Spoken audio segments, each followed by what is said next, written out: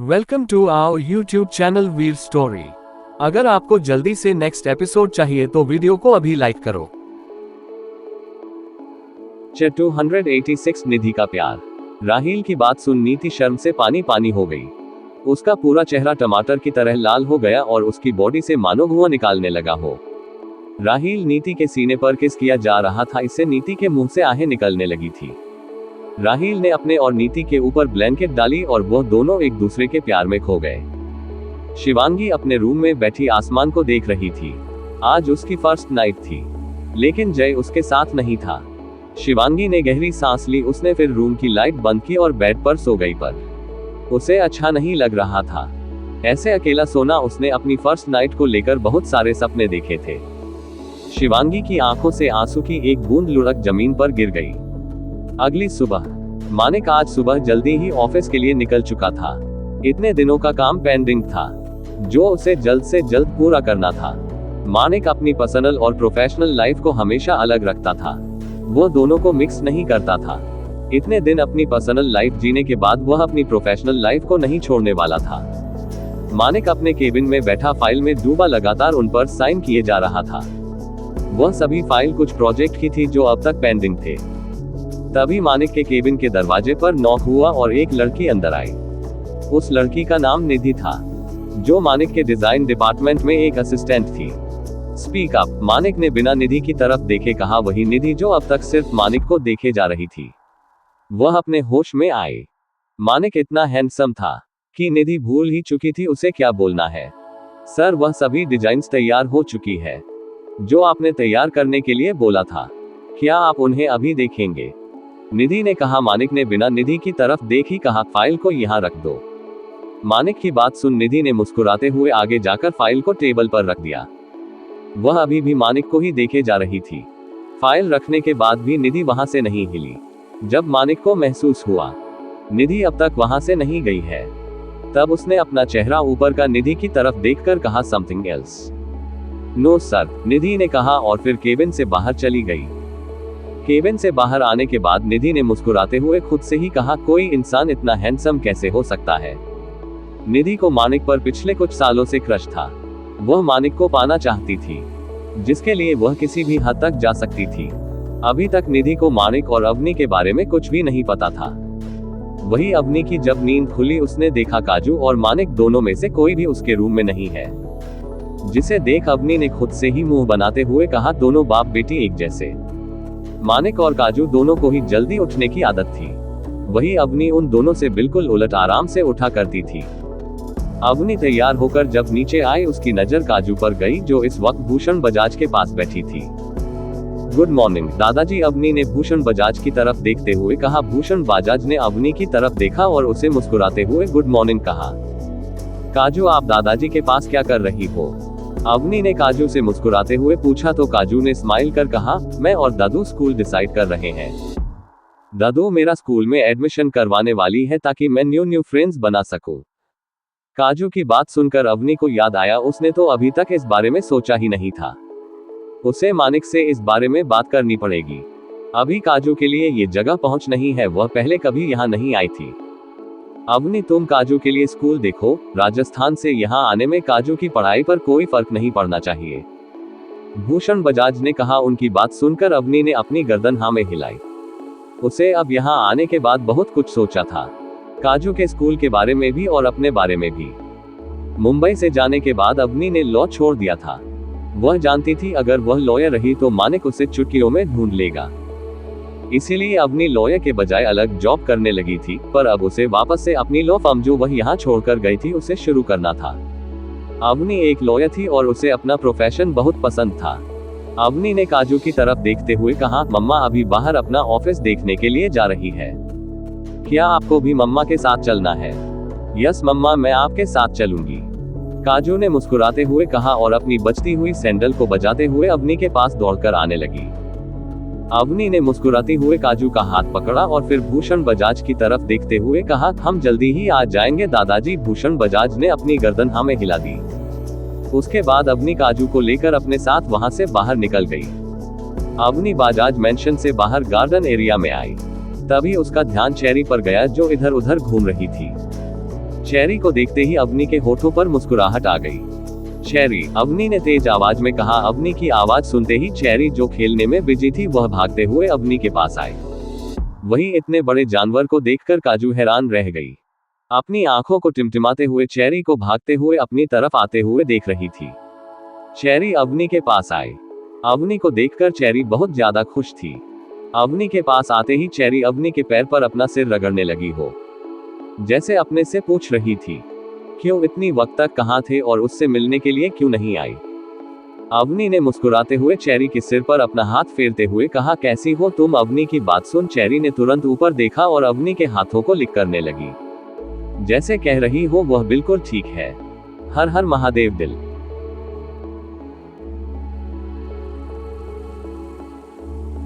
Chapter 287 cherry का खेलना। Cherry Avani के पास आई। अवनी को देखकर चेरी बहुत ज्यादा खुश थी। अवनी के पास आते ही चेरी अवनी के पैर पर अपना सिर रगड़ने लगी हो, जैसे अपने से पूछ रही थी, क्यों इतनी वक्त तक कहाँ थे और उससे मिलने के लिए क्यों नहीं आई।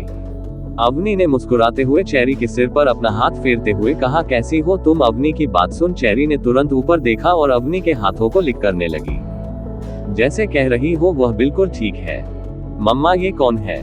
काजू ने एक्साइटमेंट में चेरी की तरफ देखते हुए कहा। काजू की बात अवनी, जो मुस्कुराते हुए बातें कर रही थी, उसने काजू को बताते हुए कहा, इसका नाम चेरी है। चेरी, वह तो मेरी फेवरेट है।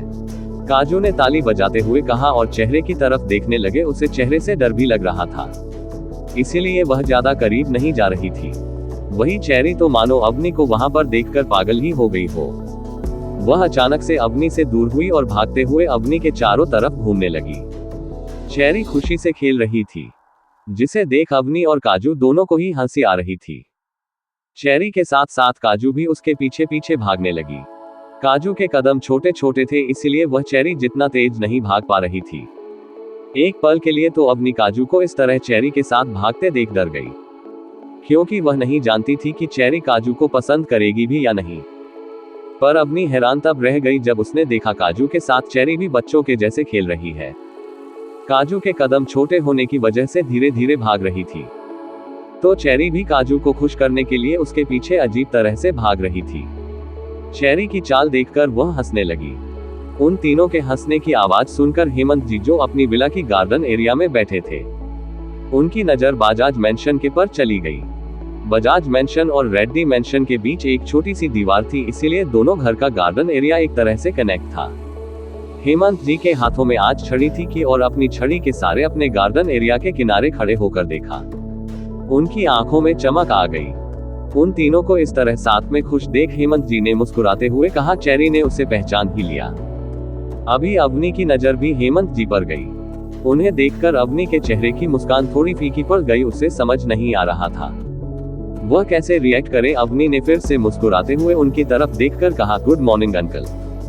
गुड मॉर्निंग बेटा, हेमंत जी ने मुस्कुराते हुए कहा। उन्हें अवनी का नेचर बहुत पसंद आया। कल मानिक और उनके बीच इस तरह का आर्गुमेंट होने के बाद भी अवनी कितने प्यार से उनसे बात कर रही थी। शायद तुम्हारा अपना एनिमल है, हेमंत जी ने पूछा। उनकी बात सुनकर अवनी ने उनकी तरफ देख कहा, इसका नाम चेरी है।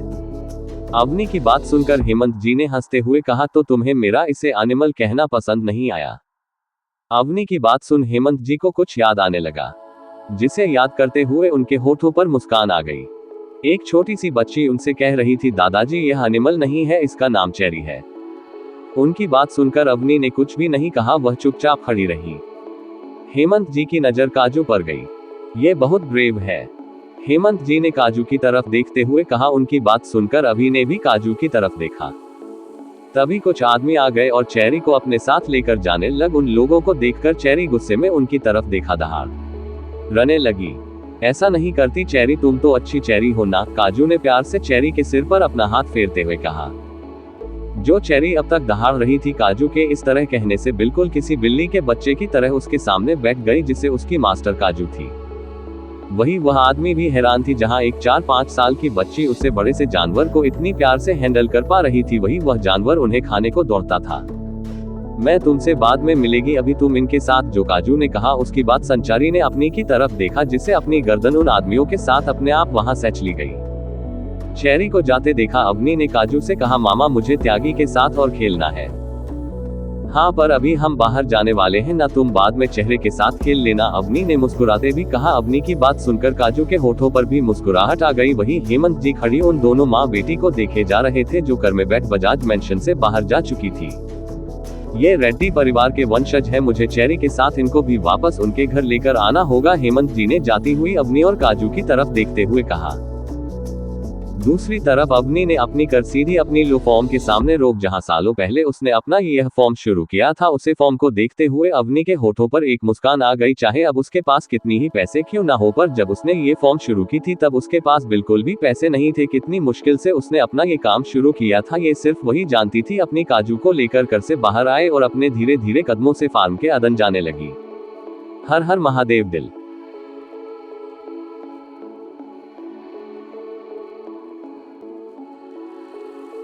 वेट करना पड़ेगा, ये रेड्डी परिवार के वंशज हैं, मुझे चेरी के साथ इनको भी वापस उनके घर लेकर आना होगा, हेमंत जी ने जाती हुई अवनी और काजू की तरफ देखते हुए कहा।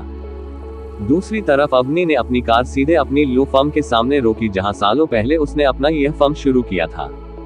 उसे फर्म को देखते हुए अवनी के होठों पर एक मुस्कान आ गई। चाहे अब उसके पास कितने ही पैसे क्यों ना हो, पर जब उसने ये फर्म शुरू की थे तब उसके पास बिल्कुल भी पैसे नहीं थे। कितनी मुश्किल से उसने अपना ये काम शुरू किया था, ये सिर्फ वही जानती थी। अवनी काजू को लेकर कार से बाहर आए और अपने धीरे धीरे कदमों से फर्म के अदन जाने लगी। वह लो फर्म अभी अनिकेत चल रहा था। जाने से पहले अवनी ने अपनी लॉ फर्म अनिकेत को हैंडल ओवर कर दी थी, जो पहले उसका असिस्टेंट था। अवनी काजू के साथ फार्म के अंदर आई, उसने ध्यान से चारों तरफ देखा। वहां पर कुछ भी नहीं बदला था, अनिकेत ने एक छोटा सा चेंज भी नहीं किया था, सब कुछ वैसे का वैसा था। उस जगह के अनिकेत ने बहुत अच्छे से देखभाल की थी। अवनी ने रिसेप्शन पर बैठी लड़की की तरफ देख मुस्कुराते हुए कहा, अनिकेत ऑफिस में है। अवनी की बात सुनकर उस लड़की ने अपनी नजरें ऊपर कर अवनी की तरफ देखा। ये कौन लड़की थी जो उनके बॉस के ऑफिस में उन्हें उनके नाम से बुला रही थी? मैम आप कौन? रिसेप्शनिस्ट अवनी से पूछा। अवनी कुछ बोलने जा रही थी, फिर बोलते बोलते रुक गई। उसने कुछ सोचकर कहा, मैं अनिकेत की फ्रेंड। सर अभी एक इम्पोर्टेंट क्लाइंट के साथ मीटिंग में है, आपको वेट करना पड़ेगा, रिसेप्शनिस्ट ने कहा। उसकी बात सुनकर अवनी ने अपनी गर्दन हाँ में हिलाई और फिर काजू को वही चेयर पर बैठा उससे कहा, बच्चा आप यही बैठो, मम्मा अभी आई। ये कहते हुए अवनी ऑफिस में आगे बढ़ गई। अवनी को आगे जाते देखकर रिसेप्शनिस्ट उसे रोकने के लिए उसके पीछे पीछे जाने लगी। अवनी को लगा अनिकेत का कैबिन भी वही होगा जहां पहले उसका कैबिन हुआ करता था। वह अपने चारों तरफ अच्छे से देख रही थी, तभी पीछे से उसे रिसेप्शनिस्ट की आवाज सुनाई थी, मैडम आप ऐसे अंदर नहीं जा सकती, मैंने कहा था ना सर अभी एक इम्पोर्टेंट मीटिंग में है, आपको हाँ वेट करना पड़ेगा, रिसेप्शनिस्ट ने अवनी के पीछे से कहा। उसे अवनी पर गुस्सा भी आ रहा था, उसकी आवाज में गुस्सा साफ झलक रहा था। अवनी ने रिसेप्शनिस्ट की तरफ देखा, वह कुछ कहती उससे पहले ही अनिकेत साइड वाले ऑफिस से बाहर आया और उसने गुस्से में रिसेप्शनिस्ट से कहा, इतना शोर क्यों है? अवनी की पीठ इस वक्त अनिकेत की तरफ थी, इसीलिए अनिकेत उसका चेहरा नहीं देख पा रहा था। रिसेप्शनिस्ट ने अनिकेत की तरफ देखते हुए कहा, सर देखिए ना, यह मेरे मना करने के बाद भी यहाँ तक आ गई। मैंने इन्हें आपका बाहर वेट करने के लिए कहा था, मैं बस ऑफिस देख रही थी, अवनी ने कहा और पीछे मुड़ अनिकेत की तरफ मुस्कुराते हुए देखा।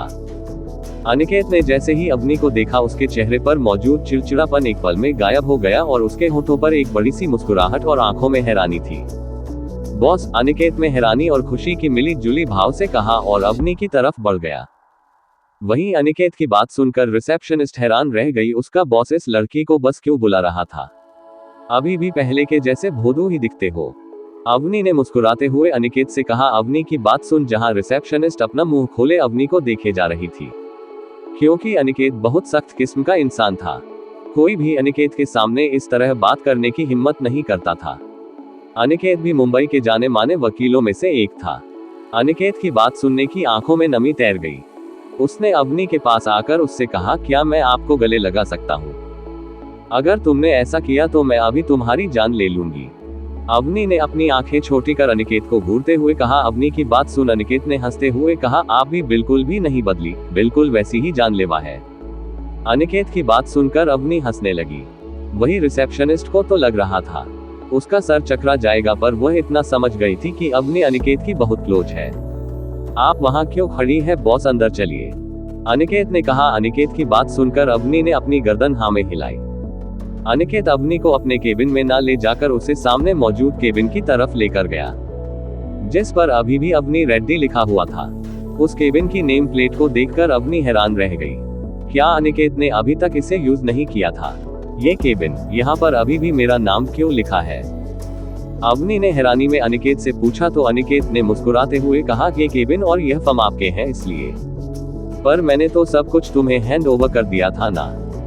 अवनी ने अनिकेत की तरफ देखते हुए कहा तो अनिकेत ने केबिन का दरवाजा खोल कहा, पर यहाँ की बॉस आप थी है और आप ही रहेंगी। अवनी ने उस केबिन के अंदर देखा जहाँ पर एक चीज भी नहीं बदली गई थी। सारा सामान अभी भी वैसा ही था जैसा वह छोड़कर गई थी, पर उस रूम में साफ सफाई थी। इसका मतलब अनिकेत ने उस केबिन को यूज नहीं किया था, पर इसका बहुत अच्छी तरीके से ध्यान रखा था। वही वह रिसेप्शनिस्ट जो उनके पीछे खड़ी थी, वह तो मानो अपनी की जगह पर ही जम गई हो। तो क्या ये लड़की कोई और नहीं अवनी रेड्डी थी, जो इस फर्म की पुरानी बॉस और इंडिया की जानी मानी वकील थी, जो अचानक से कहीं गायब हो गई थी। वह रिसेप्शनिस्ट भी अवनी को काफी अच्छे से जानती थी, पर उसने कभी अवनी का चेहरा नहीं देखा था। उसने फर्म भी कुछ सालों पहले ही ज्वाइन की थी, इसलिए वह नहीं जानती थी अवनी रेड्डी कैसी दिखती है। अवनी अनिकेत के साथ केबिन के अंदर आए और चारों तरफ देखने लगी। केबिन को देखते हुए अवनी के होठों पर मुस्कुराहट आ गई। उसकी पुरानी यादें, जहां पर वह इस केबिन में ही रहकर सारे केस सॉल्व किया करती थी और अनिकेत को डांटती थी, वह सब अवनी के सामने आने लगा। अनिकेत ने अवनी की तरफ देखा और फिर रिसेप्शनिस्ट की तरफ, जो अभी भी दरवाजे के बाहर खड़ी थी। रिसेप्शनिस्ट को देखकर अनिकेत ने अपनी आंखें छोटी कर कहा, तुम्हें बाद में देखूंगा, तुम अभी भी उसे देख ही रहे हो। अवनी ने मजाक करते हुए कहा। अवनी की बात सुन अनिकेत ने शर्मिंदा होते हुए कहा, इसकी तरफ से मैं सॉरी कहता हूँ, यह आपको जाननी नहीं है। हर हर महादेव दिल। 289 बजाज कॉर्पोरेशन। अनिकेत ने अवनी की तरफ देखा और फिर रिसेप्शनिस्ट की तरफ, जो अभी भी दरवाजे के बाहर खड़ी थी। रिसेप्शनिस्ट को देखकर अनिकेत ने अपनी आंखें छोटी कर कहा, तुम्हें बाद में देखूंगा।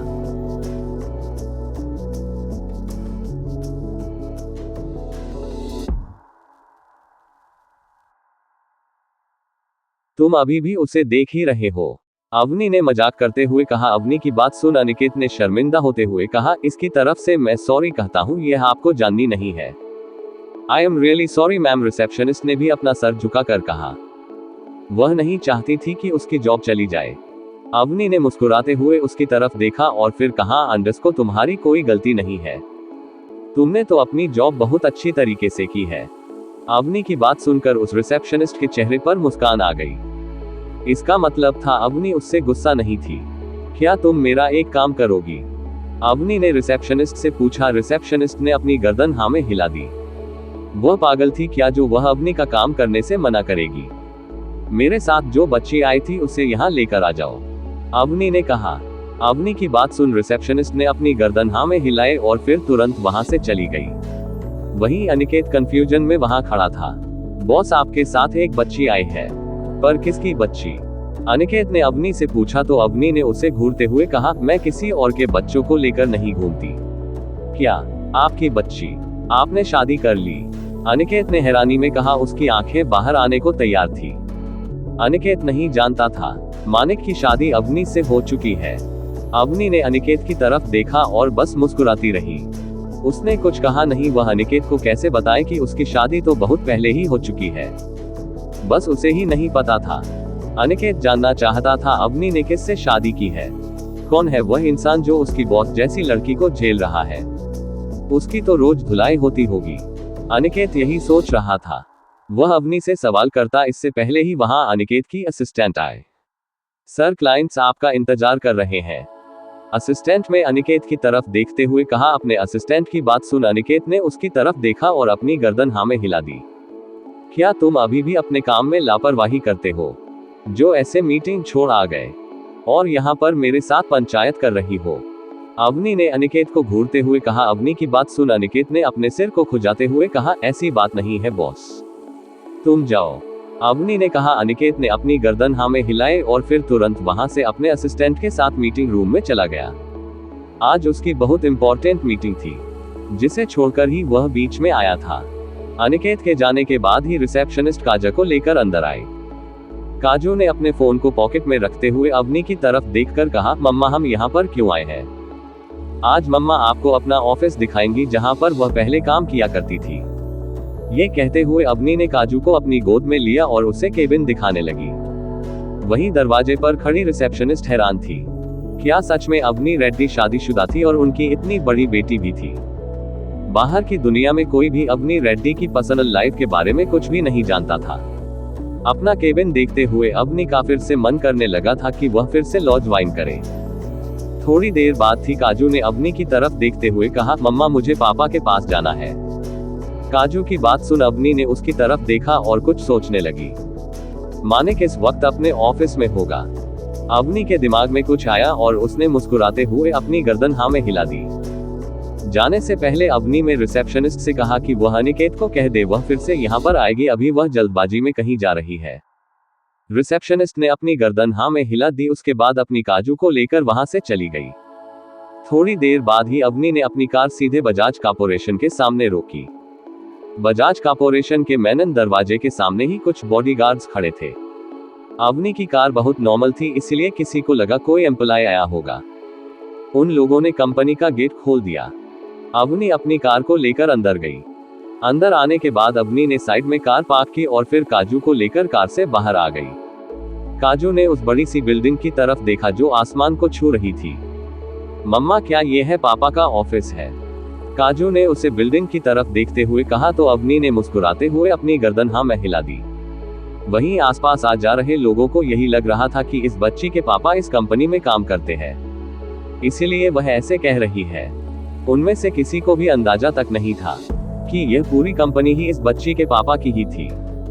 जल्दी चली मम्मी, मुझे अब और इंतजार नहीं हो रहा, काजू ने एक्साइटमेंट में कहा। अवनी मुस्कुराने लगी।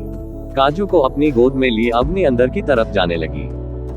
वो दोनों माँ बेटी इतनी खूबसूरत थी कि सभी उनकी तरफ ही था। किसी को लग ही नहीं रहा था अवनी इस बच्ची की माँ है। मम्मा अब तो मुझे मेरे लिए पापा देखने की टेंशन नहीं है, वरना यहाँ पर भी बहुत हैंडसम लड़के हैं, पर इनमें से कोई भी मेरे पापा जितना हैंडसम नहीं है। अवनी की गोद में मौजूद काजू नहीं इधर उधर देखते हुए कहा, join our WhatsApp channel https skeptical smiley face whatsapp com channel 0029 JB Test 0V। हर हर महादेव दिल।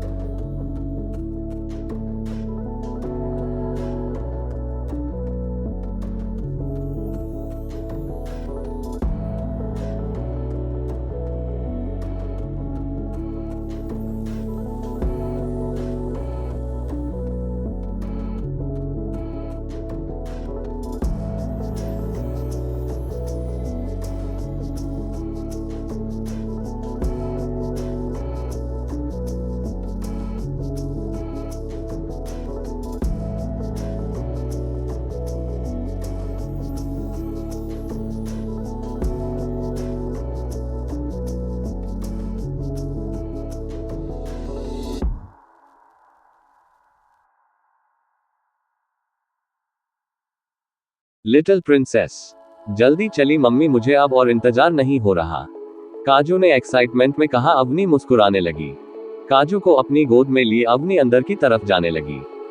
वो दोनों माँ बेटी इतनी खूबसूरत थी कि सभी उनकी तरफ ही था। किसी को लग ही नहीं रहा था अवनी इस बच्ची की माँ है। मम्मा अब तो मुझे मेरे लिए पापा देखने की टेंशन नहीं है, वरना यहाँ पर भी बहुत हैंडसम लड़के हैं, पर इनमें से कोई भी मेरे पापा जितना हैंडसम नहीं है। अवनी की गोद में मौजूद काजू ने इधर उधर देखते हुए कहा।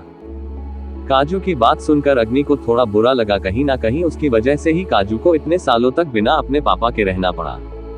जैसे जैसे वह दोनों आगे जा रही थी, सभी की नजर उन पर ही बनी हुई थी। अवनी रिसेप्शन पर आई, उसने देखा वहां काफी सारे लोग मौजूद थे। कुछ लोग शायद वहां पर आज इंटरव्यू के लिए आए थे। रिसेप्शनिस्ट पर बैठी लड़की की तरफ देख अवनी में कहा, मुझे मानिक से मिलना है। अवनी की आवाज सुनकर रिसेप्शन जो लैपटॉप पर कुछ काम कर रही थी, उसने तुरंत हैरानी में अवनी की तरफ देखा। वह हैरान इसीलिए थी क्योंकि वह देखना चाहते थे ऐसा कौन है जो इतने बड़े इंसान बजाज कॉर्पोरेशन के सीईओ का नाम ऐसे ले रही थी। पर जैसे ही रिसेप्शनिस्ट में अवनी को देखा, उसके चेहरे का रंग सफेद पड़ गया। अवनी को पूरी ऑफिस में हर कोई जानता था। सालों पहले जो भी लॉ डिपार्टमेंट में हुआ था, उसकी खबर पूरे ऑफिस में फैल गई थी, पर उन्हें ये खबर ऑफिस के बाहर लीक करने की इजाजत नहीं थी। अवनी को देखते ही रिसेप्शनिस्ट में तुरंत इज्जत से अपना सर अवनी के सामने झुकते हुए कहा, गुड मॉर्निंग मैम। अवनी ने मुस्कुराते हुए अपना सर हिला दिया। तभी उसे रिसेप्शनिस्ट की नजर अवनी के गोद में मौजूद काजू पर पड़ गई। काजू को देखकर उसने एक बार फिर अवनी की तरफ देखा, पर काजू अवनी में ना मिलकर मानिक में ज्यादा मिल रही थी। जरूर वह उनके बॉस की बेटी उन सभी की प्रिंसेस थी।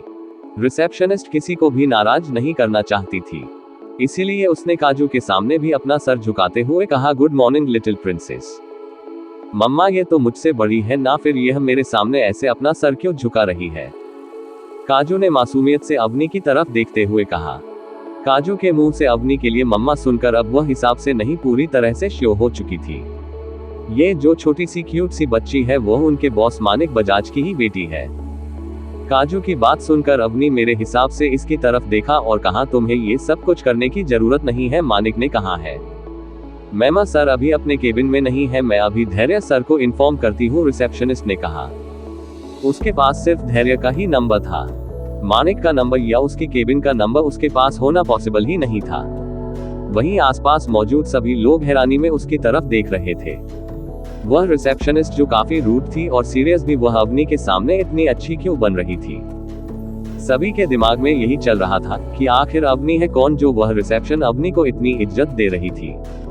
इसी कोई जरूरत नहीं है, मैं चली जाऊंगी, अवनी ने कहा और फिर बिना रिसेप्शनिस्ट की तरफ देखे वहां से लिफ्ट की तरफ चली गई। लिफ्ट के बाहर इस वक्त कुछ लोग मौजूद थे।